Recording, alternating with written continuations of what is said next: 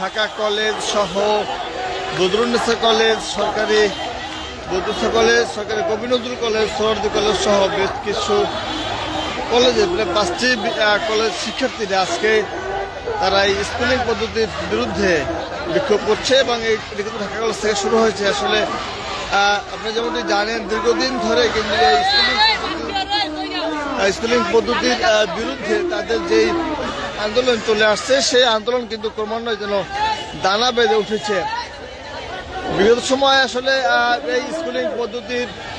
উপর ভিত্তি করে যেই বিশ্ববিদ্যালয় করার অধ্যাদেশ জারি হয়েছে, সেই অধ্যাদেশের বিরুদ্ধেই মূলত আজকে এই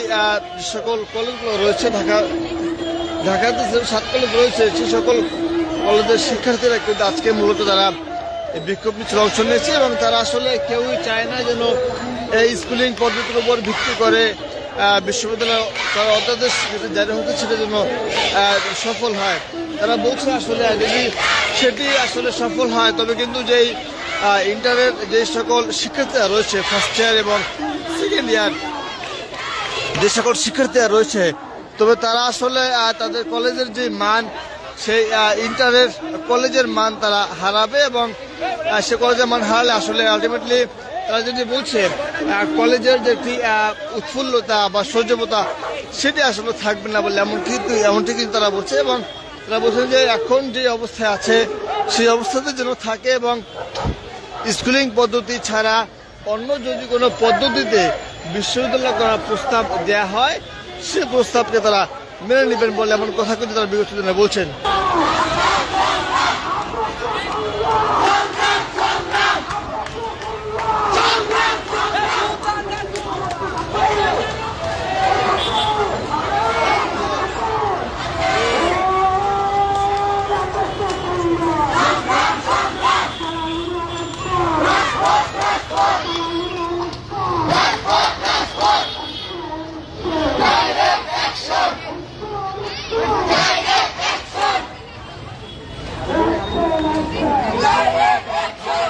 ঢাকা কলেজ শিক্ষার্থীরা এই আন্দোলন শুরু করলো, ক্রমান্বয়ে কিন্তু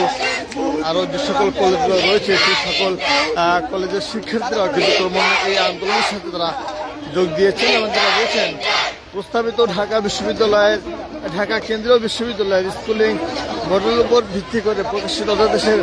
খসড়া ও মন্ত্রণালয়ের প্রেস বিজ্ঞপ্তিকে কেন্দ্র করে উচ্চ মাধ্যমিকের অস্তিত্ব নিয়ে যে অনিশ্চয়তার সৃষ্টি হয়েছে, তার প্রেক্ষিতেই অস্তিত্বের সংগ্রাম বলে তারা যদি বলছেন, সেই অস্তিত্ব সংগ্রাম নিয়ে কিন্তু তারা সেই ঢাকা কলেজ থেকে শুরু করে বিক্ষোভ করছেন এবং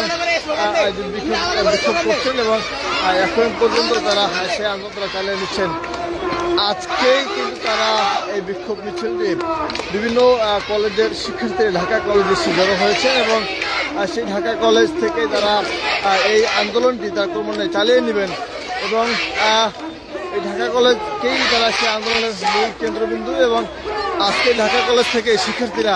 শিক্ষা ভবনের উদ্দেশ্যে তারা রওনা হয়েছেন এবং তারা বলছেন তাদের দাবি আদায় না হওয়া পর্যন্ত শিক্ষা ভবন তারা ঘেরাও করতে পারেন এবং তাদের দাবি আদায় না হওয়া পর্যন্ত এই আন্দোলন তাদের চলমান থাকবে।